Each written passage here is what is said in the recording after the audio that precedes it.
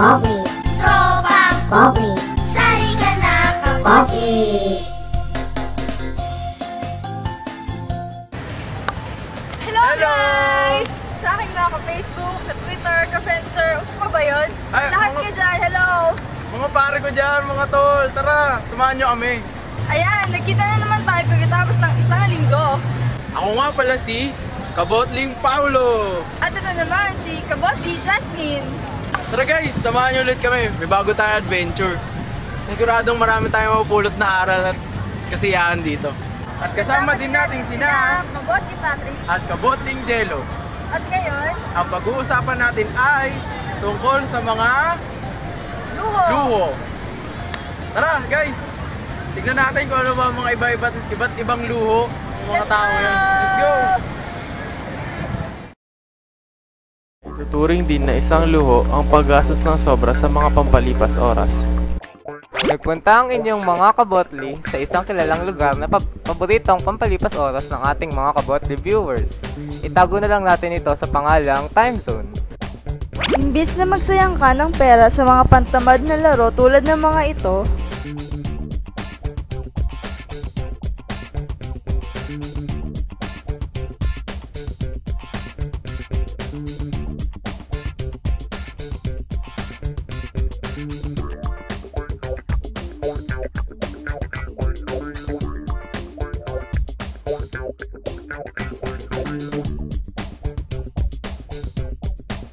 kung gusto mo talaga ng pampalipas oras, baka hindi ka na lang mag-dance revo.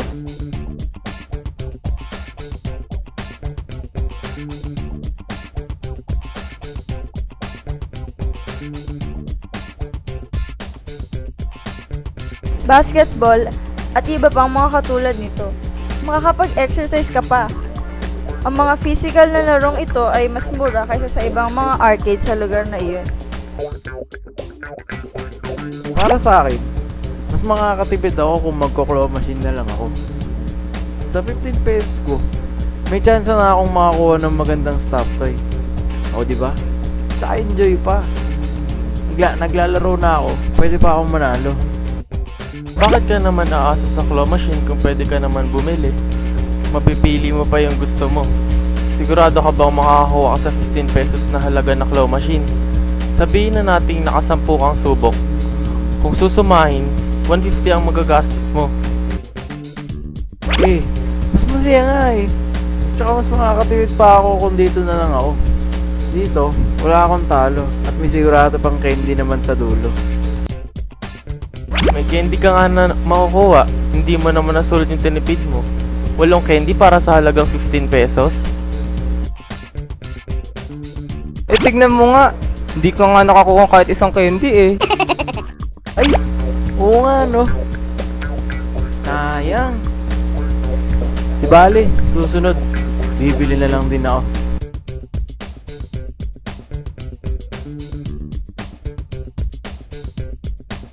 Sa isang banda ng nasabing lugar, namataan namin ang isa nating kabotling, si Kabotling Jasmine, na nagpapapicture sa isang mamahaling photo booth. Uy, ano yan? Hindi ko alam yan ha. Baka di ako yan.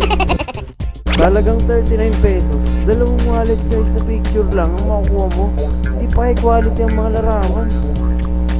Kung magpapaprint ka na lang sa mga imaging centers, makakatipid ka dahil nagkakalaga lamang ito ng 3 pesos kada wallet size picture na mas high quality pa kung ikukumpara sa photobot na machine na yun. Sorry na. Wow, grabe, daming bagong high-tech gadgets. Bibilin ko na to lahat. Oo naman, kailangan pa ba yan? Kabibili mo nga lang ng bagong release na BlackBerry ah. Eh di ba pinantetext o pinantatawag mo lang naman yan? Bakit di ka na lang bumili ng mas mura? Matuto ka na lang makontento sa kung anong meron na ngayon. Kapag nasira na lang yan, tutulungan kitang mahanap ulit ng mas mura at sulit sa bulsa. Ganun ba? Salamat mga kabotli ah. Aasahan ko yung tulong nyo kapag kinailangan mo na. Just in time! Ito na pala yung bagong model ng Toyota Fortuner. Ganun pa rin naman. Direct fuel injection, 4-cylinder inline, 16 valves, tsaka may variable nozzle turbo with intercooler na rin. Pero mukhang nag-facelift sila eh. Di ba mas maganda, mas aggressive tignan kaysa sa predecessor niya. Halos 6 years din tinagal nun. Ay, ang daming alam. Pare-pareho lang may mga chikot eh. Tsura lang na iba. Oo nga, pag ganyan-ganyan ka pa. Kailangan mo ba talaga?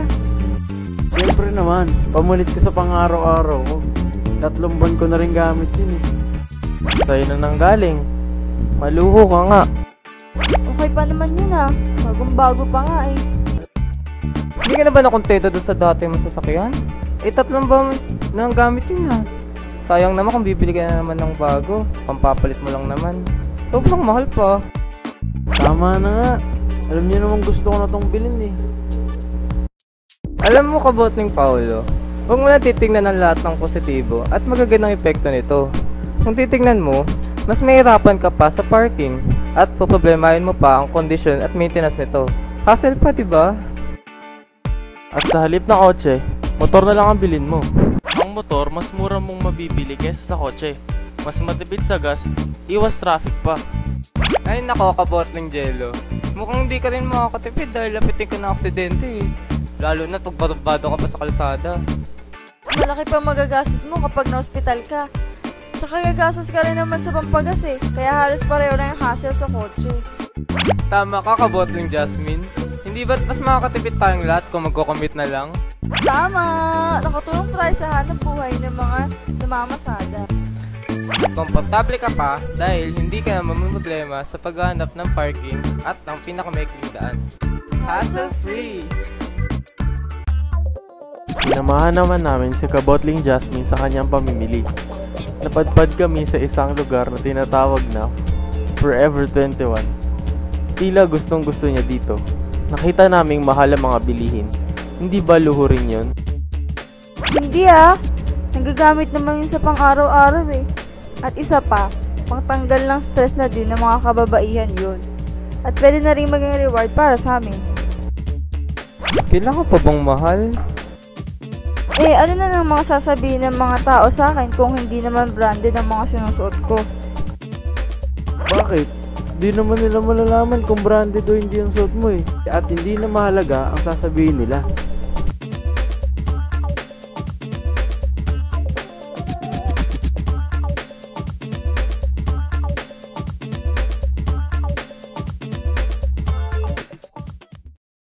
Ngayon naman, sinamahan namin si Kabotling Jasmine sa isang store kung saan mas mura ang mga bilihin para manghinayang na din siya sa mga nagastos niya. Katulad na lamang ng mga produktong ito, nakatulong pa tayo sa pagtangkilik ng mga produktong sariling atin. Ay, oo nga no. Di bali sa susunod, mas pipiliin ko na ang mga bibilin ko. Salamat mga kabotli!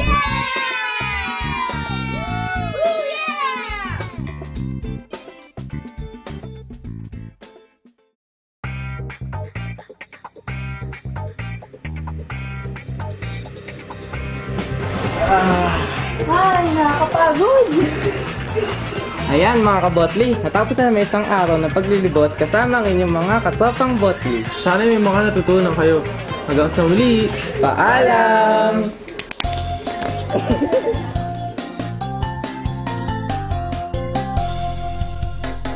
Tropang Poppy, sali ka na ka-Poppy. Ang iyong talento, nakita mo. Pwedeng sumayaw, umawit, tumula. Pwedeng humataw, umarelwit ka. May giant keyboard din, pwedeng laruin. Tropang Botley, Tropang Botley, sali ka na ka-Poppy. Botley.